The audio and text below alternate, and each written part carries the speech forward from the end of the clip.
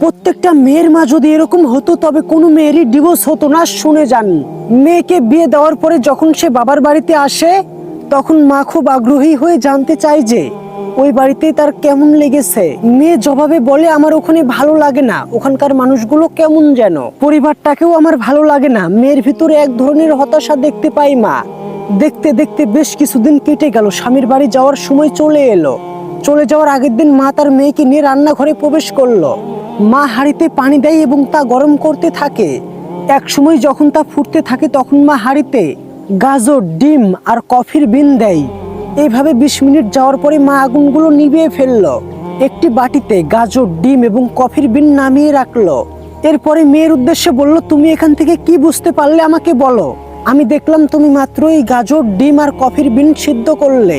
মেয়ের মা বলল, হ্যাঁ তুমি ঠিকই দেখেছো, তবে কি তুমি একটি জিনিস লক্ষ্য করনি? মেয়ে বলে, না মা।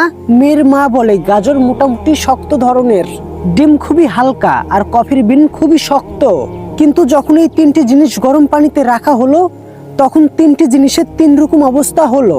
গাজর খুব নরম হয়ে গেল আর ডিম শক্ত হয়ে গেল, আর কফির বিন সুন্দর গ্রান আর মিষ্টি স্বাদে পানিতে মিশে গেল। মা এবার দৃষ্টি অন্যদিকে নিয়ে যেন অনেক অতীতে চলে যেতে চাইলেন। তারপরে আবার বাস্তবে ফিরে এসে মেয়ের দিকে ফিরে বললেন, আমি তোমাকে এখন যেই কথাগুলো বলবো ঠিক সেই কথাগুলো আমার মাও আমাকে বলেছিল। আমি জানি না কথাগুলো তোমার জীবনে কতটুকু উপকারে আসবে, তবে আমার জীবনে এই কথাগুলো অনেক উপকৃত করেছে। মা কিছুক্ষণ বিরতি নিয়ে তারপরে বললেন, তুমি যদি তোমার স্বামীর বাড়িতে নিজেকে কঠিনভাবে উপস্থাপন করো তবে প্রতিকূল অবস্থা, তোমার সংঘর্ষ হবে, তোমাকে দুর্বল করে ঠিক গাজরের মতো নরম করে ফেলবে, তোমার ব্যক্তিত্বকে ভেঙে ফেলবে। যদি তুমি নিজেকে নরম করে উপস্থাপন করো তবে প্রতিকূল অবস্থা তোমাকে কবজা করে ফেলবে।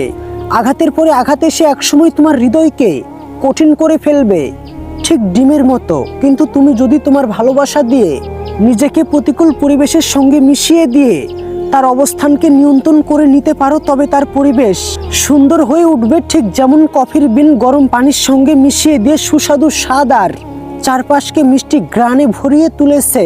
পরদিন মেয়েটি যখন তার স্বামীর বাড়িতে যাচ্ছিল তখন তার ভিতরে এক আশ্চর্য শান্ত ভাব আর এক দৃঢ় প্রত্যয় প্রকাশ পাচ্ছিল। আমাদের চারপাশের পরিবেশ সব সময় আমাদের অনুকূলে থাকে না, তাই বলে নিজেকে পরিস্থিতির কাবু না করে ধৈর্য, ভালোবাসা, সহনশীলতা দিয়ে পরিস্থিতিকে কাবু করতে হবে।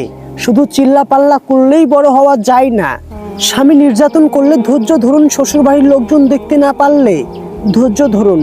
আপনার ধৈর্যই একদিন আপনাকে সুখ শান্তি নিয়ে এসে দিবে।